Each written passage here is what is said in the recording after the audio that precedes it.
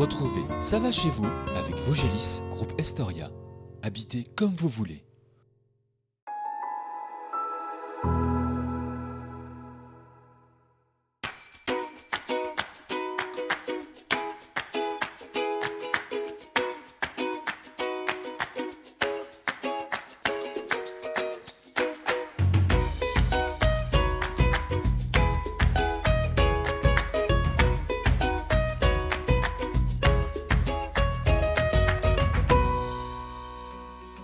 Cette semaine, nous nous rendons à l'extrême est du département, à la frontière avec le Haut-Rhin, découvrir un village traversé par le ruisseau de la Morte.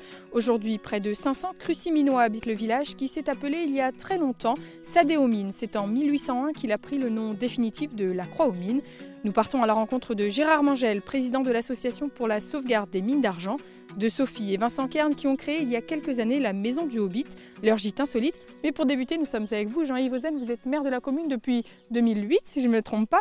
Alors pourquoi avoir voulu être maire de la Croix-aux-Mines ? Alors j'ai voulu être maire de la Croix-aux-Mines parce que je voulais que mon village évolue. Donner un second souffle, une nouvelle dynamique peut-être Une nouvelle dynamique pour notre village. Donc, un village où vous êtes né, hein, vous avez grandi ici, oui. C'était important de prendre en main ce village qui pour vous ne correspondait pas à vos attentes en tout cas. Non, je pensais qu'on pouvait faire beaucoup mieux dans notre village avec toutes les associations qui avaient déjà pas mal œuvré.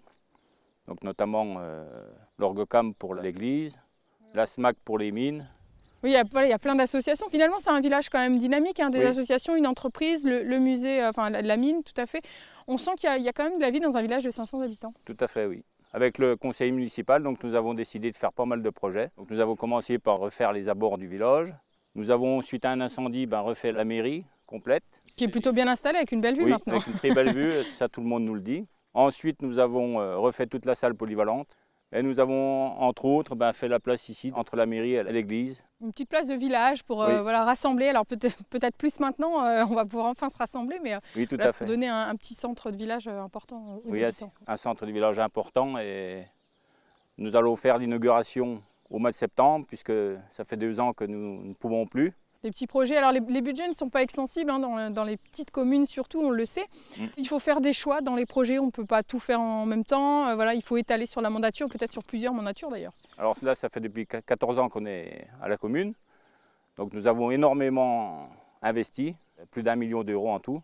On a fait aussi pas mal de travaux dans la forêt, donc on avait pris des employés. Mais comme les budgets diminuent, et puis la vente de bois aussi, et comme on a fait beaucoup d'investissements, nous aurons bientôt plus qu'1 ou 2 employés, mais un sûr, en fonction aussi de la vente de bois. Alors on parlait des projets tout à l'heure. La particularité ici, c'est que les bénévoles donnent vraiment un gros coup de main. C'est grâce à eux, on peut le dire. Je dis toujours qu'être maire de la Croix-aux-Mines, c'est une grande chance, parce qu'on est entouré de gens exceptionnels, formidables. Derrière moi, il y a l'église. Il y a eu des travaux énormes qui ont été faits, et ça n'a coûté à la commune 0 centime. Donc c'est aussi un partenariat entre l'association et les employés communaux. On peut dire que ça va chez vous à la Croix-aux-Mines aujourd'hui. Ça va, oui, ça va très bien, puisqu'il y a de plus en plus de gens d'extérieur qui viennent à la Croix-aux-Mines. Alors c'est aussi bien des Strasbourgeois que des Parisiens. Et ça, c'est aussi dû au Covid. Nous avons de nouveau des permis de construire, il n'y en avait plus il y a 5 ans. Là, on en a pas mal qui arrivent. Et on aura encore une quinzaine de places pour construire, suite au PLU qui va être établi dans peu de temps aussi. Jean-Yves, merci en tout cas pour votre accueil ici à la Croix-aux-Mines. Nous continuons notre découverte du village, direction un endroit emblématique, on en a parlé, les mines d'argent.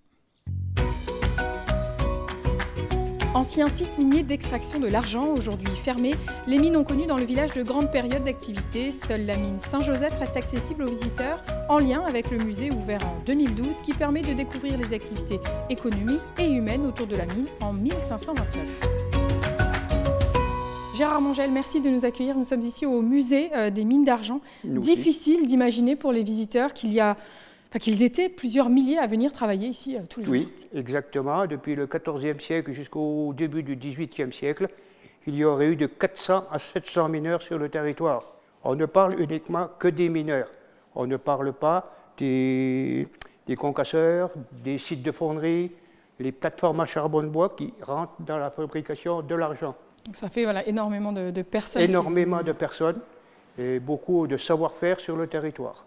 Alors ici ont été exploités donc de l'argent bien évidemment, mais pas que, et cela dès le Xe siècle. Il y aurait eu 150 tonnes d'argent qui ont été sorties des entrailles de la terre cruciminoise, 2000 tonnes de cuivre et 90 000 tonnes de plomb. c'est énorme. Ce qui nous amène à dire aujourd'hui, nous, associations, bien sûr avec l'intermédiaire de la mairie, qui nous aide beaucoup, de dire que c'est les mines de plombeau argentifère les plus importantes de France et voire d'Europe. C'est un patrimoine très très important. On parlera de l'association juste après, mais on parle aussi pour les mines d'argent, donc de l'Acro-Mine, de deux grandes périodes économiques très importantes. Oui, très importantes. Pourquoi? Parce que l'argent était destiné donc à l'Église au départ et après au duc Antoine le Bon pour battre monnaie à Nancy. Alors parmi les éléments qui permettent aujourd'hui de comprendre, de revenir sur cette histoire de la mine, il y a les dessins de Heinrich Gross qui sont Oui. voilà, un élément essentiel pour comprendre l'histoire. Tout à fait, ils sont exposés là au musée, à l'espace muséographique, et après les vitraux de l'église. À savoir que la tour de l'église a été construite en 1352, et donc les périodes les plus florissantes de la mine, et les 8/10 des vitraux représentent tout ce qui s'est passé dans les mines. Alors on va parler encore de ce musée, mais peut-être revenons sur la mine Saint-Joseph, donc la seule qui reste accessible aujourd'hui pour des raisons de sécurité. Tout à fait. Expliquez-nous un petit peu qu'est-ce qu'on y voit. Ça retrace finalement toutes les mines? Tout à fait. La mine Saint-Joseph, c'est le fleuron vraiment typique de tous les travaux de l'Acro-Mine. Sauf qu'à un certain endroit, il y a une taille différente. On rentre à la galerie Saint-Joseph, c'est une taille de forme ogivale. Pour aller plus vite, on n'a pas à se casser la tête, de creuser bien droit. Mais à un moment donné, c'est tapé bien droit à l'aide de piques de pointrol à la main. À savoir que l'explosif n'est apparu qu'au 19e siècle à l'Acro-Mine. Donc pas d'explosif, tout pique et pointrol. Énormément de travail. Oui, madame, à conséquent. raison de 1,5 cm par jour d'avancement des travaux. Alors quand on dit 68 km de galerie à l'Acro-Mine identique à celle que vous avez visitée, c'est énorme, le travail qui a été fait. Aujourd'hui, celle qu'on peut visiter, 130 mètres? 137 mètres. 137 mètres Oui. qu'on peut encore découvrir ici.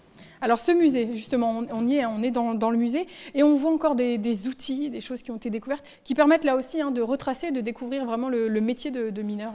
Vous avez des boisages, vous avez là des pièces romaines, regardez comme c'est joliment bien fait. Et donc on peut dire que déjà les Romains y travaillaient. Alors aujourd'hui, l'association pour la sauvegarde des mines d'argent, dont vous êtes le président, fait un travail très important, un travail colossal pour la sauvegarde du patrimoine et c'est important aujourd'hui. Oui, tout à fait, oui. Ce qui explique qu'on est vraiment des férus, n'est-ce pas, du patrimoine cruciminois. Donc, que des bénévoles? Que des bénévoles. On ne pourrait pas aujourd'hui mettre 2 salariés derrière le comptoir, plus les charges.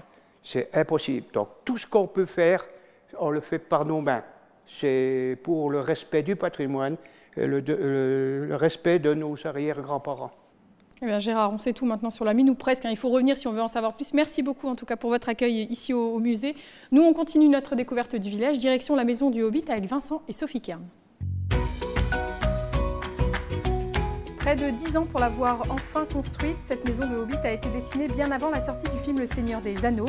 Aujourd'hui, le planning de réservation de l'hébergement classé Gîte de France insolite ne désemplit pas.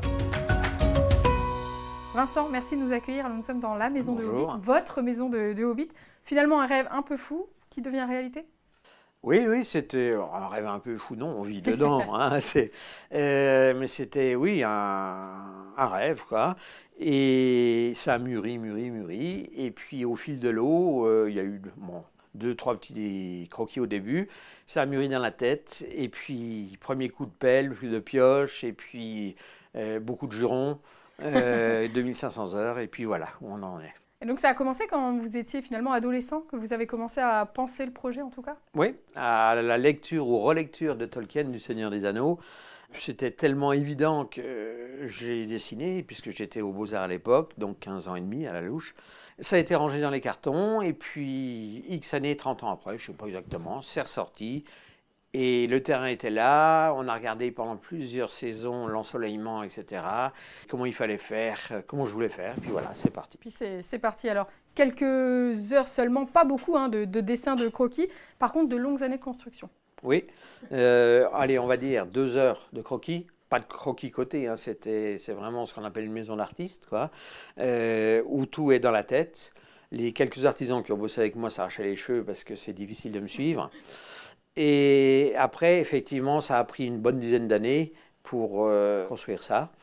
Et que de la récup, des vieux matériaux on n'est pas allé chercher à plus de 50 km les matériaux, quoi. C'est local. Voilà, c'est Circuit court. du local, oui. Alors il y a bien évidemment des éléments ajoutés qui ne correspondent pas forcément à l'univers du Seigneur des Anneaux. C'est finalement votre vision à vous du Seigneur des Anneaux, avec quand même beaucoup d'éléments qui ressemblent en tout cas. Oui, tout à fait.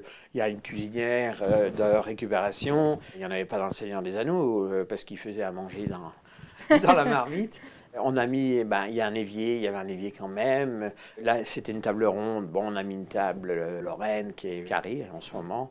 Des petites modifications. Une fenêtre dans la porte ronde qui n'existait pas, il me semble, dans le roman ni dans les films.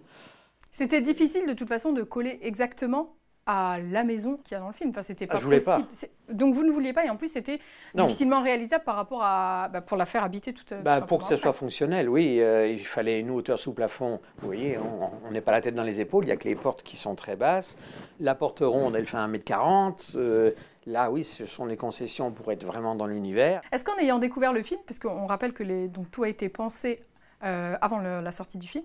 Est-ce que vous avez voulu modifier vos plans, modifier des choses, ou est-ce que finalement vous êtes resté dans votre idée principale? Je suis resté sur mon idée de départ, avec forcément, quand on voit le film, les films, ça doit influer. Mais je veux dire, je n'ai pas puisé de l'influence dans le film. J'ai relu au contraire Tolkien, plus que regarder les films pendant la construction. Qu'est-ce qui surprend le plus les personnes quand elles viennent passer une nuit ici, le cadre? Est-ce qu'il y a quelque chose qui les interpelle? Ce qui surprend, c'est l'environnement.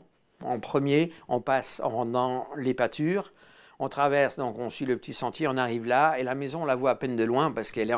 En hiver, on voit la façade, mais autrement, elle est vraiment intégrée à l'environnement, comme une maison de hobbit, quoi.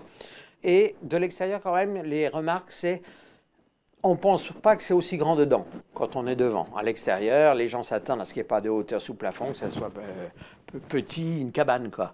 On n'est pas sur une cabane, on est sur un vrai terrier de hobbit, habitable. On est vraiment dans un lieu ressourçant, au cœur de la nature. C'est au milieu de nulle part, et c'est cocoon. On se déconnecte, on prend vraiment une parenthèse. Voilà, énormément de locataires nous ont dit... On ne veut plus partir. On est trop bien là. Il faut revenir en tout cas. Voilà. Alors donc il y a la maison du Hobbit. Est-ce qu'il y a d'autres projets peut-être? Un grand projet qui me tient à cœur depuis avant même d'avoir ouvert ici, quand je finalisais là. Et puis à la demande également de beaucoup de nos locataires passionnés de Seigneur des Anneaux et de Tolkien surtout. J'ai un projet un grand loft elfique.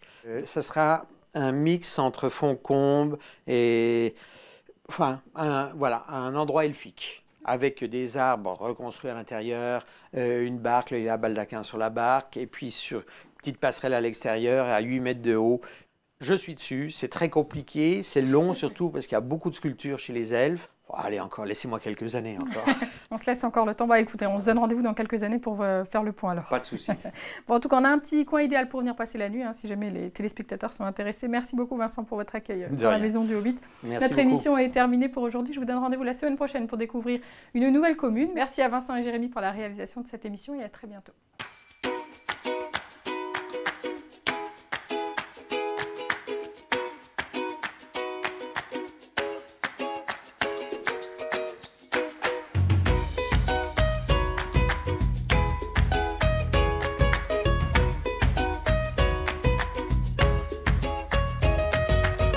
Vous alliez sortir des petites chèvres, moi, vous m'aviez pas dit que c'était des chevaux.